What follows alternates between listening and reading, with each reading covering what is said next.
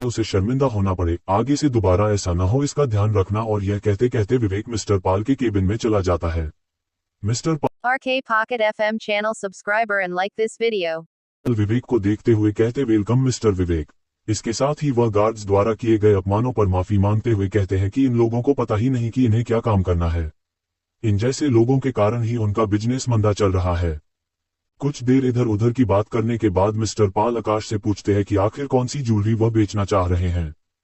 इस पर विवेक अपनी जेब में से एक हीरे और सोने से बनी हार निकालते हुए मिस्टर पाल के सामने रख देता है। मिस्टर पाल विवेक द्वारा दिखाई ज्वेलरी को देखकर हैरत में पड़ जाते हैं। मिस्टर पाल आकाश को कहते हैं कि मुझे इसे एक बार चेक कराना होगा, क्योंकि जो मैं सोच रहा हूं अगर वह निकला तो सच में ये बेशकीमती होगा। फिर मैं खुद अंदाजा नहीं लगा पाऊंगा कि इसकी कीमत कितनी होगी। इस पर विवेक उन्हें चेक करवाने कहता है, जिस पर मिस्टर पाल अपने एक जौहरी को बुलाते हैं और उन्हें हार को चेक करने कहते हैं। आधे घंटे हार को चेक करने के बाद जौहरी कहता है कि यह हार चौहान वंश की रानी का है। यह एंटीक हार है और इसकी कीमत करीब 7 करोड़ रुपए होगी। जौहरी की बातों को सुनकर विवेक के होश उड़ जाते हैं। वह मन ही मन कहता है कि अगर एक हार का कीमत यह है तो सभी जेवरातों की कीमत कितनी होगी। अब लगता है मेरा समय बदलने वाला है। अब मैं तन्वी को जल्द से जल्द अपने साथ ला पाऊंगा। अब मुझे अपनी पत्नी और बच्चे से ज्यादा दूर नहीं रहना होगा। वह मन में सोच ही रहा होता है कि तभी मिस्टर पाल आकाश से पूछते हैं, यह हार आपको कहाँ मिल गया और आप इसे बेचना क्यों चाह रहे हैं। इस पर विवेक उन्हें कहता है कि यह हार मेरे दादा के पास किसी ने गिरवी रखा था। इसके बाद यह हार मुझे मिला। किसी को भी नहीं पता था कि यह एंटीक हार है। लॉकडाउन के बाद जब मेरी अचानक स्थिति बिगड़ी तब मेरे मन में इस हार को बेचने का ख्याल आया। क्या आप इस हार को मेरे लिए बेच सकते हैं। इस पर मिस्टर पाल कहते हैं कि बेशक मैं इस हार को बेच सकता हूं। मेरे एक करीबी मित्र का नीलामी घर है, चलिए हम कल वहीं चलते हैं। हो सकता है कि इस हार की कीमत वहां इससे भी ज्यादा मिल जाए। इस पर विवेक उन्हें ठीक है बोलकर घर के लिए निकल जाता है। घर पहुंचने के बाद विवेक सोचता है कि हार को बेचने के बाद उसे कम से कम 7 करोड़ रुपए मिलेंगे। इन पैसों से वह रियल स्टेट का काम शुरू कर सकता है। अगर रियल स्टेट का काम नहीं करेगा तो वह कोई फैक्ट्री भी डाल सकता है। फिर वह सोचता है कि कोई भी बिजनेस को बड़े पैमाने पर शुरू करने के लिए उसे भरोसेमंद लोगों की एक टीम चाहिए होगी। तभी वह बिजनेस को सक्सेसफुली रन कर सकेगा। इसके बाद वह अपने भरोसेमंद दोस्तों के बारे में सोचने लगता है जिसके मदद से वह कोई बिजनेस शुरू कर सके।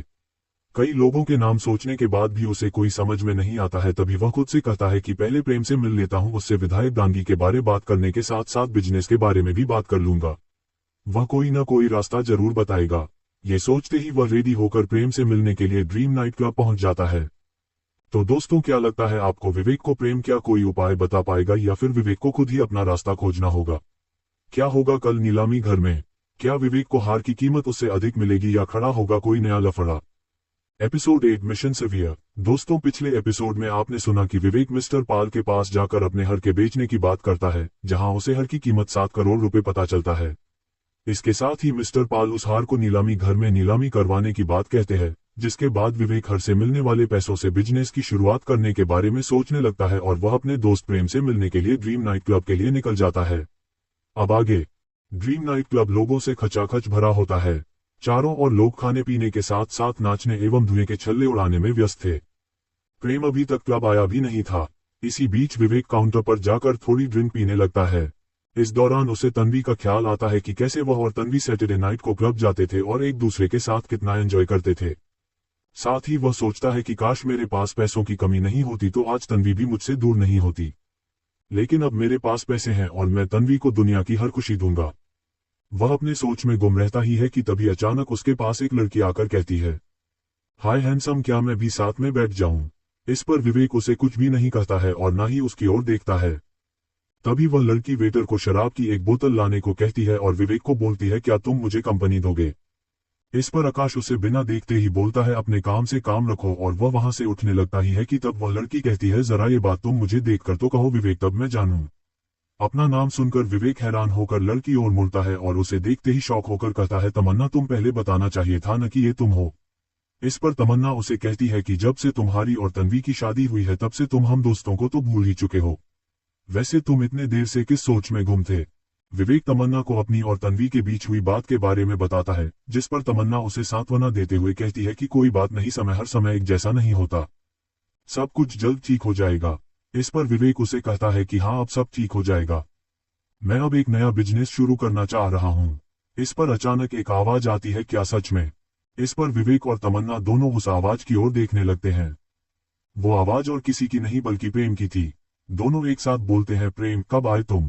तभी प्रेम बोलता है, मेरे आने में तो 5 मिनट हो चुके हैं, मगर तुम लोग तो अपनी ही बातों में लगे थे। खैर कोई बात नहीं, ये बताओ विवेक, तुम कौन सा बिजनेस शुरू करना चाह रहे हो और मुझे अचानक तुम मिलने क्यों बुलाए? इसके साथ ही वह तमन्ना से भी सवाल पूछता है कि और तमन्ना तुम कैसी हो और लंदन से वापस कब लौटी? इस पर तमन्ना उसे कहती है, मैं ठीक हूँ। मेरी एमबीए की पढ़ाई कुछ दिन पहले ही पूरी हुई, जिसके बाद मैं परसों ही आई हूँ। वही विवेक कहता है कि भाई मैं सब कुछ बताऊंगा, पहले आराम से बैठो। इसके बाद विवेक सभी के ग्लास में ड्रिंक सर्व कर देता है।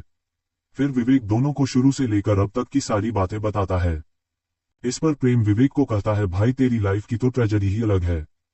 खैर आगे का तेरा क्या प्लान है? इस पर विवेक कहता है कि मैं विधायक डांगी की जान बचाना चाहता हूँ।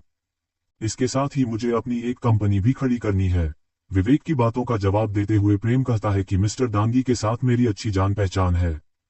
मैं तुम्हें उनके पास लेकर चलूंगा, लेकिन तो तुम्हारी बात पर कितना भरोसा कर पाएंगे ये मुझे नहीं पता। वही तमन्ना विवेक को कहती है कि मैंने एमबीए की पढ़ाई की है, इसलिए मुझे बिजनेस का अच्छा खासा आइडिया है। मैं तुम्हारी कंपनी शुरू करने में तुम्हारी मदद करूंगी। साथ ही मेरे कुछ और दोस्त रमेश, सनी, अभिषेक, रिया और पूजा जो कंपनी को चलाने में मदद कर सकते हैं। सभी इन्फ्लुएंशियल लोग हैं। हमारी कंपनी को आगे बढ़ाने के लिए वे सभी कारगर साबित होंगे। विवेक दोनों की बात पर अपनी हामी भर देता है और प्रेम को कहता है कि हम कल ही विधायक डांगी से मिलने चलेंगे। इस पर तमन्ना भी उन लोगों के साथ चलने की बात कहती है। फिर सभी अपने कॉलेज की यादों को ताज़ा करते हैं और बिजनेस का नाम क्या रखेंगे इस बात पर डिस्कस करने लगते हैं। इस पर तमन्ना उससे कहती है कि अगर तुम रियल एस्टेट से जुड़ी कंपनी शुरू करना चाह रहे हो तो कंपनी का नाम हेवेंस लैंड रख सकते हो। इस पर विवेक और प्रेम अपनी हामी भर देता है। साथ ही प्रेम उससे कहता है कि कंपनी के सारे डॉक्यूमेंट्स रेडी करवाने में मैं तुम लोगों की मदद कर दूंगा। फिर सभी एक दूसरे को बाय बोलकर अपने घर निकल जाते हैं। घर पहुंचते ही विवेक कंपनी के नाम और काम की सोच में डूब जाता है। इसके बाद वह सोचता है कि क्यों न वो तान्वी को इस बारे में बता दे। ये सोचकर वह अपना मोबाइल में तन्वी का नंबर डायल कर देता है। कुछ देर रिंग जाने के बाद उधर से आवाज आती है, तुम्हारी इतनी हिम्मत कैसे हुई कि तुम मेरी बेटी को फोन किए? तन्वी का फोन उसकी माँ उठाती है और वह विवेक को झाड़ते हुए बोलती है। अपनी सास के फोन उठाने की विवेक को उम्मीद भी नहीं थी, फिर भी विवेक कहता है कि सासू माँ मुझे तन्वी से कुछ जरूरी बात करनी है। इस पर विवेक की सास उसे डपटते हुए कहती है कि कोई जरूरत नहीं है तुम्हें तन्वी से बात करने की, और तुम्हारे और तन्वी के डाइवोर्स के पेपर तुम्हें जल्द पहुंच जाएंगे। अच्छा होगा तुम तन्वी से दूर रहो। मगर इतना विवेक कहा ही था कि फोन कट जाता है। इस पर विवेक मन ही मन अपनी सास को गाली देते हुए तन्वी से कैसे बात करे सोचने लगता है और उसको नींद आ जाती है। अगले दिन सुबह 10 बजे विवेक के पास प्रेम का कॉल आता है और वह बताता है कि विधायक डांगी से उसकी बात हो गई है, अगले 1 घंटे में उन्होंने हम लोगों को बुलाया है। तुम इस बात की जानकारी तमन्ना को भी दे दो, मैं थोड़ी देर में आता हूँ। ये कहकर प्रेम कॉल काट देता है। प्रेम के फोन रखने के तुरंत बाद ही विवेक तमन्ना को कॉल करता है और उसे मिस्टर डांगी के पास 1 घंटे में जाने की बात बताता है। तभी तमन्ना कहती है कि वह रेडी रहेगी। वो और प्रेम उसे पिक करने उसके घर के पास आ जाए। करीब आधे घंटे के बाद प्रेम विवेक को लेने उसके घर पहुंचता है, जहां से दोनों तमन्ना को लेने चले जाते हैं। तमन्ना भी उन दोनों के आने का राह देख ही रही होती है कि तभी उनकी कार वहां पहुंच जाती है और वे तीनों विधायक डांगी के घर की ओर निकल जाते हैं। तो दोस्तों क्या लगता है आपको कि क्या विधायक डांगी विवेक की बात को पर विश्वास करेंगे या फिर उसे गलत समझेंगे? क्या होगा नीलामी घर में? कितने में बिकेगा विवेक का एंटीक हार? क्या हो पाएगी विवेक से तन्वी की बात या फिर हो जाएगी उनकी डाइवोर्स? एपिसोड 9 विधायक के घर पर हुआ हमला। दोस्तों पिछले एपिसोड में आपने सुना कि विवेक ड्रीम नाइट क्लब पहुंचता है, जहां उसकी मुलाकात उसकी पुरानी क्लासमेट तमन्ना एवं प्रेम से होती है। तीनों मिलकर कंपनी को शुरुआत पर बात करते हैं और तय करते हैं कि कंपनी का नाम हेवेंस लैंड रहेगा। इसके साथ ही तमन्ना अपनी कुछ और फ्रेंड्स को भी अपने साथ शामिल कर कंपनी को शुरुआत करने की बात कहती है। वहीं दूसरे दिन विवेक को लेने प्रेम उसके घर आता है, जिसके बाद विवेक और प्रेम तमन्ना के घर पहुंचते हैं और उसे लेकर विधायक डांगी के घर निकल जाते हैं। अब आगे विधायक डांगी के घर पहुंचकर प्रेम उन्हें कॉल करता है और बताता है कि वे लोग आ चुके हैं। जिसके बाद मिस्टर डांगी उन्हें अपने चैम्बर में बुलाते हैं और पूछते हैं कि क्या बात है मिस्टर प्रेम, आपने इतने अर्जेंट में क्यों मिलना चाह रहे थे? इस पर प्रेम सबसे पहले विवेक और तमन्ना का बारी बारी परिचय करवाता है। जिसके बाद विवेक मिस्टर डांगी को कहता है कि सर मैं आपको कैसे बताऊं, लेकिन आपकी जान खतरे में है। इस पर मिस्टर डांगी विवेक को कहते हैं, यह आप क्या बोल रहे हैं? भला कौन मुझे मारना चाहेगा और क्यों? इस पर विवेक उन्हें कहता है कि सर मैं ये तो नहीं जानता हूं मगर मुझे आपको कुछ दिखाना है। इतना कहते ही विवेक अपने पास से बैग में मिले मिस्टर डांगी के फोटो को उनके सामने रख देता है और उनसे कहता है कि सर मुझे लावारिश स्थिति में एक बैग पड़ा हुआ मिला था। इस बैग में कुछ रुपए और एक गन के साथ आपकी फोटो भी मिली है। इस फोटो पर एक डेट भी लिखा है। इस पर मिस्टर डांगी फोटो को पलटकर देखने लगते हैं। फोटो के पीछे लिखा होता है 30 मार्च अंतिम दिन। फोटो को गौर से देखने के बाद मिस्टर डांगी कहते हैं कि इसमें तो आज की ही तारीख लिखी हुई है। जिस पर विवेक उन्हें कहता है कि बिल्कुल सर, इसलिए तो हमें आपसे एजेंट में मिलना था। इस पर मिस्टर डांगी कहते हैं कि हो सकता है कि कोई जानबूझकर ऐसा कर रहा हो। फिर वह कहते हैं कि तुम्हें ये बैग मिला कहां से था। इस पर विवेक उन्हें जेवर होने की बात को छुपाकर बाकी सारी बातें मिस्टर डांगी को बता देता है। विवेक की बातों को सुनकर मिस्टर डांगी कुछ सोचने लगते हैं, तभी उन्हें पुलिस कमिश्नर का कॉल आता है। कॉल पर बात करने के दौरान पुलिस कमिश्नर मिस्टर डांगी को कहता है कि इंटेलिजेंस की रिपोर्ट आई है कि आप पर कभी भी कोई हमला हो सकता है, इसलिए खुद को सेफ रखिएगा।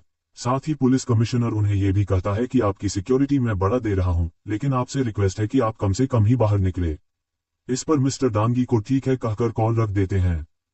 कुछ समय की चुप्पी के बाद मिस्टर डांगी विवेक से कहते हैं कि अभी उन्हें पुलिस कमिश्नर का फोन आया था, वह भी मुझे सचेत रहने के लिए कह रहे थे।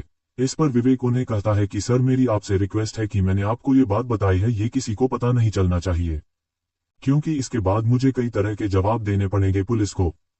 इस पर मिस्टर डांगी विवेक को विश्वास दिलाते हैं कि उनकी बातें किसी के सामने नहीं आएगी।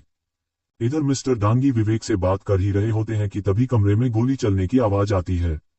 आवाज सुनकर सभी शौक रह जाते हैं, लेकिन तभी सब देखते हैं कि आकाश के हाथों में गोली लगी हुई है। वहीं सामने एक गार्ड खड़ा होता है जिसके हाथ में बंदूक होती है। मिस्टर डांगी जोर जोर से सभी सुरक्षाकर्मियों को आवाज देने लगते हैं। वहीं फायरिंग की आवाज सुनकर कुछ सुरक्षाकर्मी वहां पहुंच जाते हैं और उस गार्ड को पकड़ लेते हैं जिसके हाथों में बंदूक होता है। वह गार्ड रोते रोते कहता है कि मैंने कुछ नहीं किया है, लेकिन तब तक सुरक्षाकर्मी उसे पकड़ लेते और अपने साथ पूछताछ के लिए ले जाते हैं। इधर विवेक के हाथों से लगातार खून निकल रहा था, जिसे देखकर सभी घबरा जाते हैं और तुरंत डॉक्टर के पास कॉल करते हैं।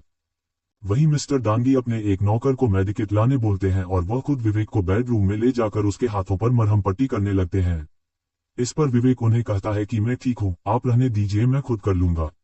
इस पर मिस्टर डांगी विवेक को कहते हैं कि तुमने मेरी जान बचाई है, अगर वक्त रहते तुम मुझे नहीं बचाते तो मैं जीवित भी नहीं रहता। इस पर विवेक कहता है कि आप एक अच्छे व्यक्ति हैं, आपका जीवन बचाना मेरा फर्ज था, और वह उनसे ड्रेसिंग क्लॉथ और कॉटन लेकर प्रेम को दे देता है। कुछ समय बाद डॉक्टर भी वहां पहुंच जाते हैं, जिसके बाद वे विवेक के जख्मों को देखकर बोलते हैं कि ज्यादा घबराने का बात नहीं है, गोली सिर्फ हाथों को छू कर निकली है, मैं दवाई दे देता हूं, सब कुछ जल्दी ठीक हो जाएगा। इसके बाद डॉक्टर विवेक को दवा देकर वापस चले जाते हैं। डॉक्टर के जाने के बाद मिस्टर डांगी विवेक को आराम करने कहते हैं। साथ ही वह विवेक से कहते हैं कि अगर तुम्हें कभी भी कोई चीज की जरूरत हो या मदद की जरूरत हो तो बिल्कुल भी संकोच नहीं करना।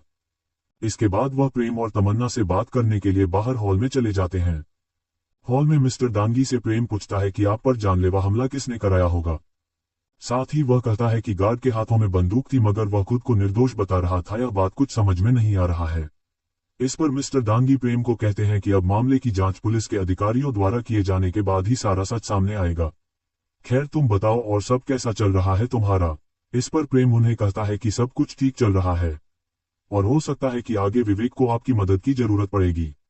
इस पर मिस्टर डांगी प्रेम से कहते हैं कि आकाश को जब भी मदद की जरूरत होगी मैं उसके साथ खड़ा रहूंगा। तो दोस्तों क्या लगता है आपको, क्या उस गार्ड ने ही मिस्टर डांगी पर गोली चलाई या फिर कोई और भी है इसमें शामिल? आखिर क्यों कोई मिस्टर डांगी को मरना चाह रहा है? इस घटना के बाद कहीं विवेक भी तो नहीं बन जाएगा उन लोगों का दुश्मन? आकाश को मिस्टर डांगी से आखिर क्या पड़ेगी जरूरत? एपिसोड 10 रहस्यमय दुनिया। तो दोस्तों पिछले एपिसोड में आपने सुना कि विवेक, प्रेम और तमन्ना मिस्टर डांगी के घर जाते हैं और उन्हें उनकी जान खतरे में होने की बात बताते हैं। वहीं पुलिस कमिश्नर भी मिस्टर डांगी को फोन कर सावधान रहने को कहते हैं। वे सभी बात कर ही रहे होते हैं कि अचानक फायरिंग की आवाज आती है और विवेक घायल हो जाता है। वही सुरक्षाकर्मी फायरिंग करने वाले गार्ड को पकड़ लेते हैं और पूछताछ के लिए अपने साथ ले जाते हैं। इधर विवेक का इलाज करवाने के बाद मिस्टर डांगी प्रेम और तमन्ना से बात करते हैं, तभी प्रेम उन्हें कहता है कि जल्द ही विवेक को उनकी मदद की जरूरत पड़ेगी। अब आगे मिस्टर डांगी प्रेम से पूछते हैं कि किस प्रकार की मदद की विवेक को जरूरत है। इस पर उनका जवाब देते हुए तमन्ना कहती है कि विवेक एक नई कंपनी शुरू करने जा रहा है। ये कंपनी रियल एस्टेट से जुड़ी है। इसका पेपर अभी तक कंप्लीट नहीं हुआ है और पेपर कंप्लीट होने के बाद कुछ लैंड की जरूरत पड़ेगी। इस पर मिस्टर दांगी उन्हें कहते हैं कि पेपर वर्क आप लोग शुरू कीजिए, जहां कहीं भी काम रुकेगा मुझे एक बार बता दीजिएगा, मैं उस विभाग में फोन करके काम निकलवा दूंगा। रही बात जमीन की, तो मेरे पास कई सारी जमीन है जो जब चाहे तब विवेक अपने काम में ला सकता है। मैं विवेक को वह सारी जमीन बाजार से कम कीमतों में दे दूंगा। इस पर प्रेम और तमन्ना मिस्टर दांगी का धन्यवाद करते हैं और उनसे अपने घर जाने के लिए विदा लेते हैं। वही विवेक दवाई लेने कारण गहरी नींद में चला जाता है, जिस कारण वह प्रेम और तमन्ना के साथ घर नहीं जा पाता है। प्रेम और तमन्ना के जाने के बाद मिस्टर दांगी सुरक्षा कर्मियों से मिलने के लिए उनके पास चले जाते हैं, जहां उन्हें ऑफिसर विवेक मिलता है। वह मिस्टर दांगी के आते ही उन्हें नमस्कार करता है, साथ ही उन्हें उन पर जानलेवा हमला किसने करवाया था इसके बारे में कुछ सुराग हाथ लगने की बात बताता है। इसके साथ ही वह बताता है कि इस मामले में गार्ड की गलती नहीं थी, उसके बेटी को किसी ने किडनैप किया था और उसे बंदूक लेकर जाने के लिए कहा था। वही गोली किसने चलाया इसके बारे में अभी जांच चलने की वह बात बताता है। ऑफिसर विवेक की बात सुनकर मिस्टर दांग अपना सर हिलते हैं और कहते हैं कि जिसने भी यह हरकत करवाया है उसे जल्द से जल्द पकड़े। साथ ही वह गार्ड को छोड़ने के लिए कह देते हैं।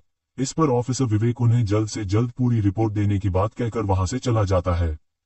इधर दूसरी ओर जब विवेक गहरी नींद में सोया रहता है तो उसे सपनों में एक अलग जगह दिखाई देता है। उस जगह पर कई चारों ओर घने जंगल थे। इस जंगल में एक सन्यासी अपने तपस्या में लीन था। वह धीरे धीरे कदमों में सन्यासी की ओर जा ही रहा था कि तभी सन्यासी की आंख खुल जाती है और वे मुस्कुराकर विवेक को देखते हैं और कहते हैं, बच्चा ये तेरी मंजिल की शुरुआत है, अभी तुम्हें कई काम करने हैं, बहुत जल्द तुम पर बड़ी जिम्मेवारी आने वाली है, इसके लिए तुम्हें तैयार रहना होगा। इस पर विवेक उस सन्यासी से पूछता है कि आप कौन है बाबा और मुझ पर कैसी जिम्मेवारी आने वाली है और मुझे किस बात के लिए तैयार रहना होगा। इस पर सन्यासी कहता है कि बच्चा जैसे जैसे समय आएगा तुम्हें हर सवाल के जवाब मिलते जाएंगे, लेकिन तुम्हें इससे पहले अगली अमावस्या से पहले असम बंगाल के बॉर्डर पर स्थित माता कामाख्या के मंदिर पहुंचना होगा। वहां तुम्हें मंदिर के स्वामी आचार्य जटाधारी मिलेंगे, उनसे तुम्हें 11 दिनों का दीक्षा लेना होगा। 11 दिनों के पश्चात तुम्हें कुछ करिश्माई ताकत मिलेगी जिसे तुम्हें सिद्ध करते हुए इसके चरम पर ले जाना होगा, तभी तुम अपनी जिम्मेवारी को निभा पाओगे। ये कहने के बाद सन्यासी विवेक को अपनी आंख बंद करने बोलते हैं और वह अपनी आंख भी बंद कर लेते हैं। कुछ मंत्र बुदबुदाने के बाद सन्यासी के ललाट के बीच से एक तरंग निकलता है और वह विवेक के ललाट में समा जाता है। इसके तुरंत बाद विवेक की आंखें खुल जाती हैं। आंख खुलने के बाद विवेक को उसका सर भारी भारी सा लगता है और वह मन ही मन सोचता है कि उसने जो सपने में देखा क्या वह सच है। फिर वह खुद की बातों को काटते हुए कहता है कि यह मैं भी क्या सोच रहा हूं, ये सच कैसे हो सकता है, मैं कोई सपना देख रहा था। वर्तमान समय में ऐसे कहीं भी सन्यासी नहीं होते हैं और ना ही ऐसी कोई ताकतें होती है। आकाश बस सपने को बातों को सोचा ही जा रहा था, पर उसे पता ही नहीं था कि यह सब उसके साथ सच होने वाला है। इसके प्रकृति ने अपनी रक्षा के लिए चुना है। वह भगवान का भेजा हुआ एक दूत है जो सबकी परेशानियों को दूर करेगा, लेकिन इन सब में समय लगने वाला है। इस दौरान विवेक की जिंदगी पूरी तरह उथल पुथल होने वाली है। अपनी सोच से बाहर आने के बाद विवेक को ध्यान आता है कि वह अभी मिस्टर दांगी के बेडरूम में है। वह जल्द ही बाथरूम में जाकर फ्रेश होता है और मिस्टर दांगी से मिलने हॉल में पहुंच जाता है। वह हॉल में इधर उधर मिस्टर दांगी को खोजने लगता है, लेकिन उसे मिस्टर दांगी कहीं भी नजर नहीं आते हैं। वह मन ही मन सोचता है कि आखिर मिस्टर दांगी कहाँ चले गए। आकाश इतना सोच ही रहा होता है कि तभी एक नौकर विवेक के पास आकर कहता है, क्या हुआ साहब, कुछ चाहिए क्या आपको? इस पर विवेक उसे मना करते हुए कहता है, नहीं मुझे कुछ नहीं चाहिए।